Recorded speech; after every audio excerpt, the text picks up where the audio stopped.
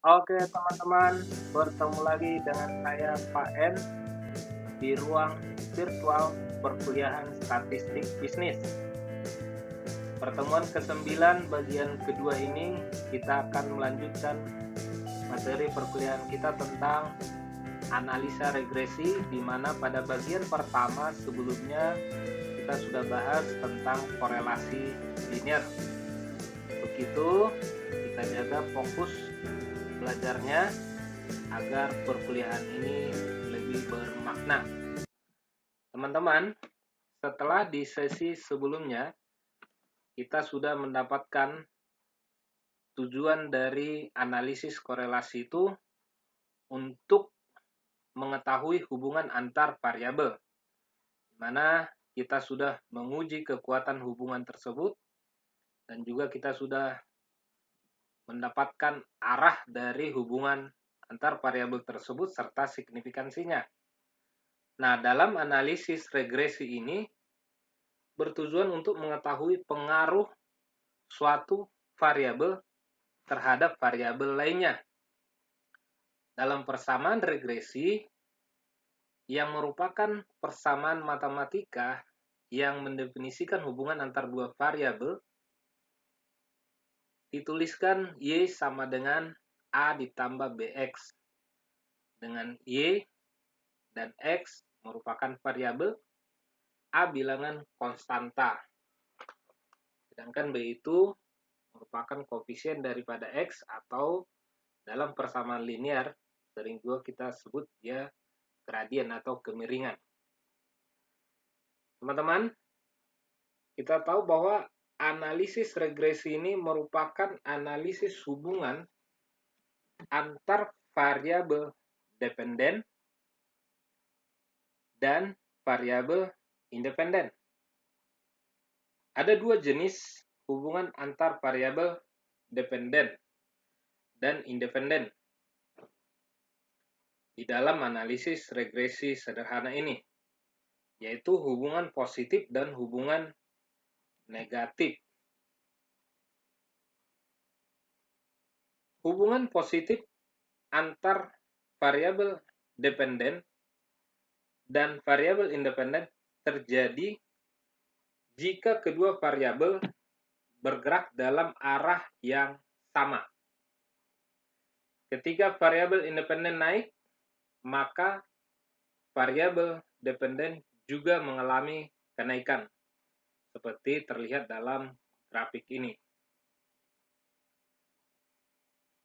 di mana sumbu X ini sebagai variabel dependen, variabel bebas, dan sumbu Y itu sebagai variabel terikatnya. Kalau X-nya naik, maka Y-nya juga mengalami kenaikan. Demikian sebaliknya, jika X-nya turun, maka Y ini juga mengalami penurunan.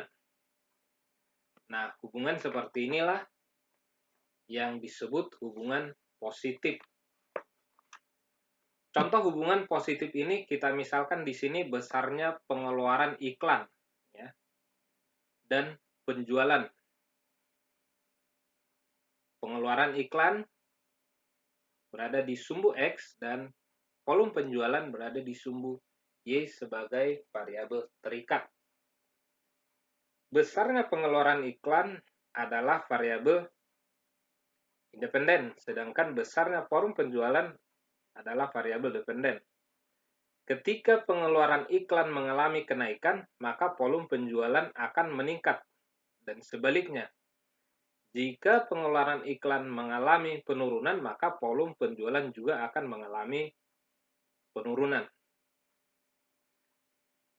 Nah, kita bisa menggambarkan hubungan positif antara pengeluaran iklan dan volume penjualan dengan cara yang kita lihat di sini, menggambarkan variabel pengeluaran iklan sebagai variabel independen di dalam sumbu horizontal ini dan volume penjualan sebagai variabel independen di dalam sumbu Y. Di dalam analisa regresi, sumbu X selalu digunakan untuk menunjukkan variabel independen, sedangkan sumbu Y ini itu digunakan untuk menunjukkan variabel dependen. Jika X-nya naik, maka Y-nya ikut naik. Demikian sebaliknya, jika X ini turun, maka Y-nya juga ikut mengalami penurunan. Nah, hubungan yang demikian akan mempunyai garis kemiringan yang positif atau gradiennya gradien positif, di sini positif B ya. Nah, untuk contoh kedua, hubungan negatif, kita bisa lihat nih di gambar B. Di dalam regresi, hubungan antar variabel dependen dan variabel independen juga bisa negatif. Hubungan negatif ini terjadi jika kedua variabel tersebut bergerak dalam arah yang berlawanan. Saat variabel independen mengalami kenaikan, maka variabel dependen justru mengalami penurunan. Atau sebaliknya, jika variabel independen mengalami penurunan, maka variabel dependen akan mengalami kenaikan. Contoh hubungan negatif ini yaitu di sini kita buatkan hubungan antar harga dan volume penjualan. Antar harga dan volume penjualan. Ketika harga mengalami kenaikan, maka volume penjualan akan mengalami penurunan. Sebaliknya, jika harga mengalami penurunan, maka volume penjualan akan mengalami peningkatan. Ini kita bisa lihat nih, contoh hubungan yang negatif dalam hubungan antara harga dan volume penjualan pada grafik ini. Sumbu X menunjukkan harga sebagai variabel independen dan volume penjualan ditunjukkan dalam sumbu Y ini sebagai variabel dependen. Ketika X naik, maka Y akan turun, dan begitu juga sebaliknya, jika X-nya turun, maka Y akan naik. Hubungan yang berkebalikan antara X dan Y ini mempunyai hubungan garis yang berslope negatif atau bergradien negatif. Itu contoh hubungan antar variabel ya, teman-teman ya. Nah, selanjutnya persamaan regresi linear sederhana sebagaimana tadi kita catatkan di awal. Rumus persamaan regresi linear sederhana tadi kita sudah buatkan, Y sama dengan A ditambah BX dengan Y topi di sini ya, merupakan sering juga kita sebut Y hat ya, atau Y duga. Nah, merupakan variabel terikatnya ya, variabel yang akan diduga, dan sedangkan X itu merupakan variabel bebasnya, variabel yang diketahui. Nah, untuk A itu merupakan intercept nilai Y bila X-nya 0. Jadi artinya jika X-nya 0, maka Y duga ini sama dengan A. Dan B itu slope atau kemiringan gradien ya, teman-teman ya. B itu N kali sigma X kali Y dikurang sigma X dikali sigma Y. Dibagi N kali sigma X kuadrat dikurang sigma X dikuadratkan. Nah, lebih dekatnya nanti kita lihat di contoh berikut. Saya ambilkan satu contoh data hasil pengamatan untuk pemupukan dan hasil panen padi untuk 5 percobaan yang telah dilakukan. Gambarkan dalam tabel ini, percobaan pertama sampai percobaan kelima. Pertanyaannya, buat persamaan regresinya dan jelaskan artinya. Artinya kita mencari Y duga ini, atau Y hat ataupun Y topi ini sama dengan A ditambah BX. Yang akan kita buatkan dengan terlebih dahulu kita harus mencari A dan B dengan rumus ini. Nah, Y di sini sebagai hasil panen ya dalam kuintal, dan X itu pemupukan dalam kilogram. Nah, tentunya di sini X sebagai variabel bebas dan Y itu adalah variabel terikatnya. Nah, dimana kita lihat hubungan ini pemupukan terhadap panen, karena kuantiti daripada pemupukan itu yang bisa berpengaruh terhadap panen ya. Sementara panen itu tidak mungkin mempengaruhi pemupukan. Jadi maka X kita jadikan sebagai atau pemupukan sebagai variabel bebas dan Y-nya sebagai variabel terikat, yaitu hasil panen.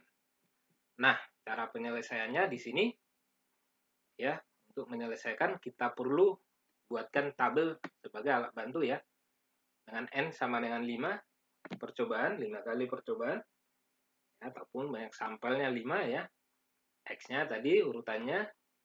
Nah, karena tadi Y duga ataupun Y hak di sini sama dengan A ditambah BX, maka kita perlu mencari A ataupun B ya.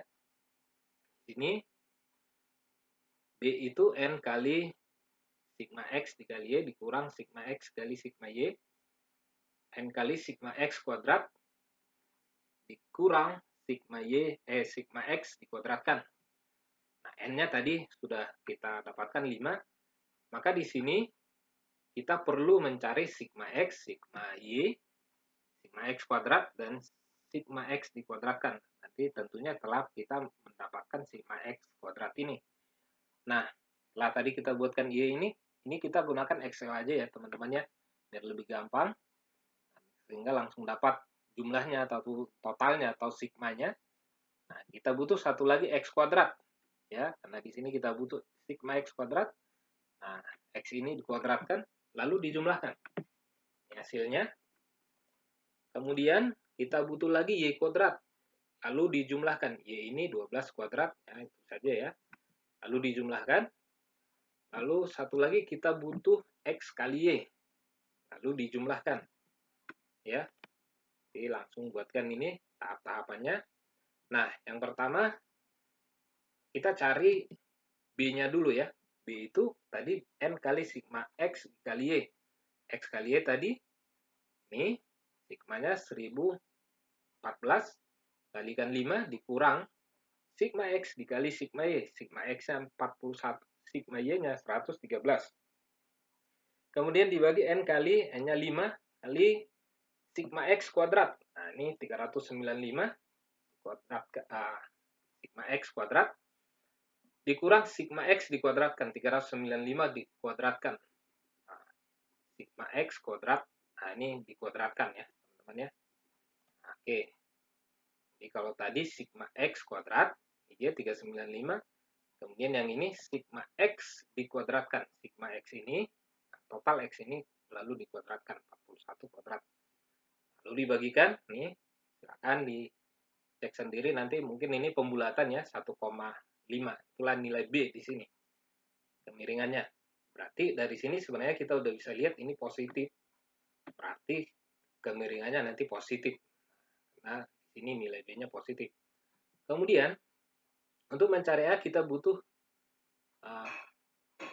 Y bar atau rata-rata Y dikurang B kali X bar.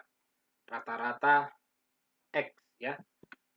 Yaitu rata-rata X itu 41 dibagi 5 karena N-nya 5. 8,2 dan rata-rata Y itu 113 ya dibagi 5 22,6. Maka A itu adalah A di sini ya 22,6 dikurang 1,5 kali 8,2 karena 8,2 tadi nilai X barnya rata-ratanya atau 10,3. Jadi cek aja ya teman-teman ya. Nah, artinya poin A sudah terjawab. Persamaan garis regresi linear sederhananya adalah dengan A tadi 10,3, B-nya adalah 1,5. 10,3 ditambah 1,5X. Inilah yang kita gunakan untuk menduga nanti selanjutnya. Berapapun nanti X yang diminta. Ya, tinggal kita kalikan ke sini 1,5 tambahkan 10,3. Artinya, jika digunakan pupuk sebesar 1 kg atau X-nya 1 kg, maka akan memberikan atau peningkatan hasil panen padi sebesar 1 dikali 1,5 atau 1,5 kuintal. Kira-kira seperti itu, teman-teman ya. Nah, untuk pertanyaan A. Kemudian untuk pertanyaan B, nilai duga Y jika X-nya sama dengan 9. Nah, tinggal substitusi ke persamaan yang ini. Y sama dengan Y juga ya, teman-teman ya. 10,3 ditambah 1,5X. Y topi ya. Sama 10,3 kali 1,5 X 9. Tinggal disubstitusikan aja. Sini hasilnya 23,8. Artinya dengan pemupukan 9 kg diprediksi hasil panennya adalah 23,8 kuintal. Nah, itu kalau terlalu cepat di pause diulang lagi ya, teman-teman ya. Kemudian dalam artian di sini dengan A 10,3 ini ketika nilai X atau variabel X-nya 0, maka nilai akhir Y adalah 10,3. Nah, dalam catatan ini ya. Jadi jika X ini 0, maka Y juga ini adalah 10,3. Nah, nilai B 1,5 itu bermakna artinya jika terjadi ini tadi kenaikan 1 ya, maka akan ada penambahan nilainya kalikan dengan 1,5 ya. Itu untuk hasilnya. Jadi Y akan berubah menjadi pertama 1,5 satuan ya, setiap ada kenaikan ya dari variabel X-nya. Nah, berikutnya pengujian persamaan regresi, teman-teman ya. Setelah kita mendapatkan persamaan regresi yakni Y topi atau Y hat tadi dengan persamaan Y sama dengan A ditambah BX tadi, pertanyaan selanjutnya bagaimana menguji parameter regresi tersebut yang dapat kita jawab melalui analisa regresi ini. Nah, di sini uji persamaan regresi ini dengan menggunakan uji ANOVA atau Analysis of Variance atau familiar juga disebut dengan uji F. Analisis jumlah kuadrat dan derajat bebas sumber varian ya, teman-teman ya. Nah, ini merupakan pokok-pokoknya. Jadi artinya seberapa baik persamaan regresi tadi dalam memodelkan pengaruh X terhadap Y tersebut dapat dijawab melalui besaran-besaran ini.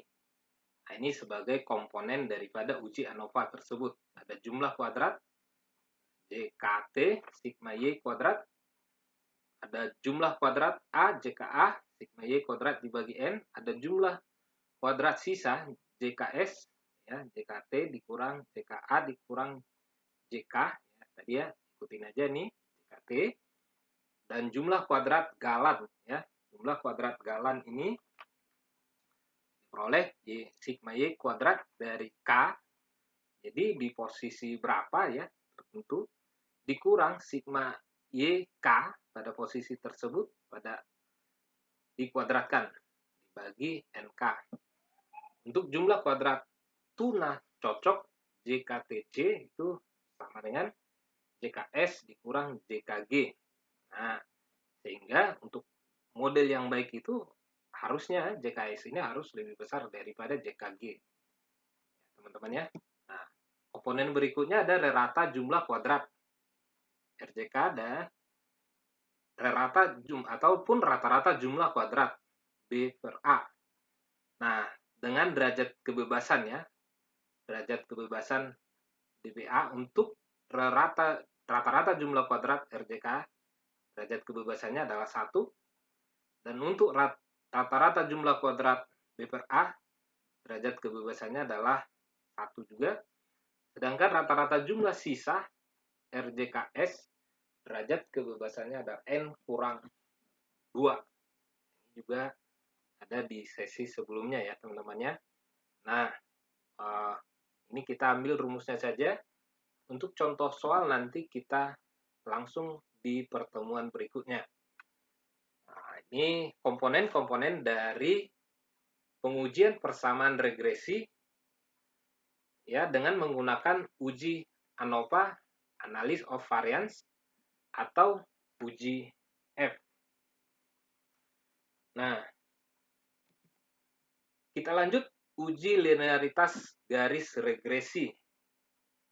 Secara keseluruhan, uji ANOVA tadi ataupun uji F tadi, kita gunakan dalam uji hipotesis untuk mengetahui ataupun untuk melihat pengaruh peubah bebas terhadap peubah terikat yang disebut uji linearitas ini. Jadi ya, uji linearitas ini hipotesa yang dilakukan di sini, hipotesa statistik ini untuk H0 atau Y duganya positif BX, maka garis regresinya linear. Tetapi jika H1 Y tidak sama dengan positif beta X, garis regresinya itu tidak linear. Jadi ini uji linearitas itu untuk melihat apakah model itu linear ataupun tidak linear. Tentunya dengan menggunakan pengujian secara bersama ya, antara F hitung dengan F tabel ya teman-temannya, apakah nanti regresi tersebut linear ataupun tidak linear. Dengan F hitung tadi kita sudah lihat di bahasan sebelumnya bahwa RJK itu sama, F hitung itu RJK-TC jumlah kuadrat galan tuna cocok ya dibagi jumlah kuadratnya, jumlah kuadrat galannya ya, jumlah kuadrat galannya ya, RJKG, di mana RJKG itu JKG dibagi DB-nya tadi ya teman-teman ya, dan RJKT ini jumlah kuadrat galan tuna ini ya, di jumlah kuadrat galan cocok ya, tuna cocok dibagi dengan derajat kebebasannya. Tentu derajat kebebasan yang dipakai adalah derajat kebebasan tuna cocok, yaitu K-2. Dan untuk RJKG-nya yang digunakan adalah derajat kebebasan galan N-2. Nah, itu untuk uji linearitas garis regresi. Jadi kesimpulan yang didapat, jika F hitung ini lebih kecil daripada F tabel, ya, maka H1 ditolak, artinya H0 diterima. Jadi berarti garis regresi tersebut adalah linear ya. Kenapa? Jika H1 ini diterima, berarti H0 ini dia tidak diterima, artinya dia tidak linear.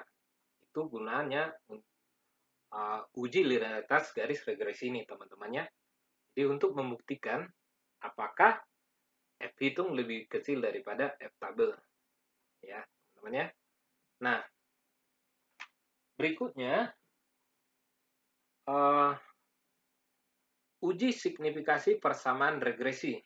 Nah, sama ya, dilakukan hipotesi awal di mana jika beta, ini nilai hipotesi awal, jika beta lebih kecil daripada 0, regresi tidak signifikan. Nah, jika hipotesa 1, nilai beta lebih besar 0, regresi signifikan. Nah, sama diuji dua belah pihak juga, F hitung dengan F tabel. Ya. F hitung RJK rata-rata jumlah kuadrat B per A dibagi dengan rata-rata jumlah kuadrat sisa. Ya, dengan derajat kebebasan B per A itu 1. Jadi derajat rata-rata jumlah kuadrat B per A itu sama dengan JK dibagi dengan derajat kebebasannya. Nah, sedangkan F tabel itu 0,5 berbanding, ini dibagi ya, berbanding derajat kebebasan B per A berbanding derajat kebebasan sisa. Rata-rata jumlah sisa ya, RJKS sama dengan JKS dibagi derajat kebebasan sisa. Oh ya, 0,5 ini merupakan tingkat signifikansi alfa ya, teman-teman ya. Sama ya, yang di awal juga tadi 0,5 itu merupakan tingkat signifikansi alfanya. Nah, jadi kesimpulan yang bisa kita peroleh dengan uji signifikansi ini, jika F hitung lebih besar F tabel, ya, maka H0 ditolak dan H1 diterima. Dengan demikian garis regresi Y atas X adalah signifikan. Artinya ada pengaruh yang signifikan dari variabel bebas terhadap variabel terikat ini. Nah, kira-kira seperti itu teman-temannya. Untuk contoh nanti kita buatkan di perkuliahan sesi berikutnya, ya, teman-temannya. Nah, di sini ada untuk soal latihan. Seorang mahasiswa ekonomi ingin mengetahui apakah ada hubungan antara tingkat keuntungan perusahaan, nah, kita sebut ini variabel X, dan tingkat kenaikan harga Y perusahaan tersebut. Ia mengambil data 10 perusahaan sebagai berikut. Nah, ini X-nya, Y-nya. Nah, ini tadi sudah saya buatkan contoh di awal. Silakan ini untuk latihan mandiri ya, teman-temannya. Pertanyaannya, buat persamaan regresinya dan jelaskan artinya. Berikutnya, tentukan nilai pendugaan dari Y jika X-nya 5,0. Ini masih persis sama dengan contoh yang di awal tadi ya, slide sebelumnya teman-temannya, tinggal ganti angka-angkanya saja. Baik, teman-teman. Demikian sudah komplit perkuliahan ke-9 ini, ada sesi 1 dan sesi 2. Jangan lupa disimak yang sesi 1-nya teman-teman ya. Tentu sampai ketemu di perkuliahan berikutnya, pertemuan ke-9.